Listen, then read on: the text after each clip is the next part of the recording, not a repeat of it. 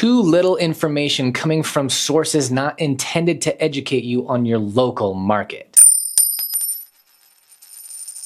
All right, guys, how's it going? My name is Christopher McGee. I'm the owner of Halcyon Real Estate. Halcyon Real Estate is associated with the Keller Williams Market Center in Salt Lake City, Utah. Today is the 2nd of December. We're on the home stretch of 2024, and this is the numbers, the nuance. This is where you come weekly in order to know exactly what's going on in Utah's housing market. So just like every week, I'll give you my nuanced opinion of exactly what's happening in our market, and then I'll show you the numbers of exactly what is happening in our market. Numbers pulled right off the MLS. We track the data points and we show the trends across months so that you can see what's going on and make the smartest decisions possible if you're making decisions in real estate.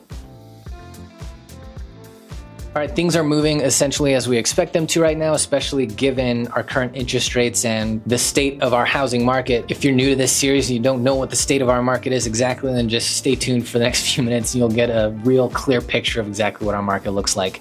Now, I do want to mention that I've heard a lot of talk and seen a lot of headlines lately about how the housing shortage that we have nationally is affecting prices. And I just want to point out how this is a perfect example of too little information coming from sources not intended to educate you on your local market. Okay, Utah actually has right now far more inventory, far higher housing supply than we've had in like a decade or more. I'm not saying we're in a buyer's market here, and it's true that we are up in our supply from very low lows in supply. That's true. I am saying that right now, our current housing supply is not driving prices up. Prices have remained surprisingly resilient in Utah across the last few years of comparatively high interest rates because of surprisingly high resilient demand. Now, there's a number of reasons for that demand being as resilient as it has been, and there's a lot we could talk about there. But importantly, home prices are not driving up right now. And if you're looking for homes right now, you have more options to choose from than you have in like a decade, especially depending on where you're looking. Listen, when it comes to Utah's housing market, don't read headlines, or if you do, take the headlines with a grain of salt and then come talk to me. I think deep down you probably have a good idea that headlines on any topic are driven at getting your attention and ensuring a wide readership. I will give you the data straight, I'll give you the why of it, and I'll forecast accordingly. Let's do exactly that right now.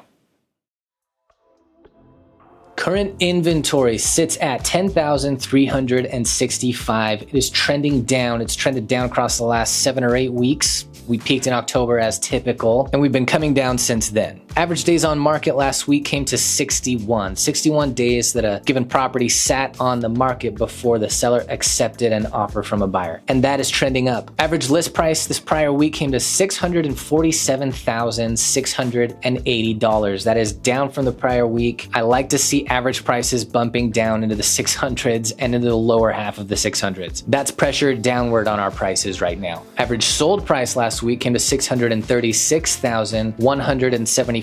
And so the difference between average list price and average sold price last week came to $11,505 in the buyer's favor. That's up a little bit closer to zero or no difference between average list and average sold price than it was the previous week. But for the most part, we're still seeing the difference between average list and average sold come out in favor of the buyer. The number of homes sold last week came to 386. That's lower than we've seen it since last winter, and that's trending down as we expected to. We're in the holidays, folks. Number of homes currently under contract comes to 4,530. That is trending down. So demand, whether we look at it as what's under contract right now or what sold most recently, either way, that's trending down. We expect that through the holidays, through cold weather, through kids in school, through all of that. Things moving as normal. The number of price reductions last week came to 492. That's down, and that's trending down across the last 8 data points that we have on this. The last 6 of them came down, and that's atypical, but we are coming lower in supply since the height of October's peak, as is normal. And so there's fewer listings right now than there were in October by a little bit. And I really don't think this number will stay that low. I think there will be more price reductions through the rest of the winter. The number of listing contracts that were either canceled or they expired or they were withdrawn from the MLS came to 560. That's up from the previous week. This is the first reporting of a month, and so it spikes. We'll see it come back down. This is, however, trending up, as you can see. And finally, interest rates right now sit at 6.91%, down just a little bit from the previous week. This is trending pretty level. We're all hoping to see it come down sooner than later. All right, that is it for this week. Thanks for watching, guys. As always, if you have any questions or comments on the info here, just hit me in the comments, or if you've got my contact info, which is in the description of this video, feel free to reach directly out to me. I'm happy to talk to you anytime. Of course, if you or anybody you know is looking to buy or sell a home in Utah, especially in Davis County,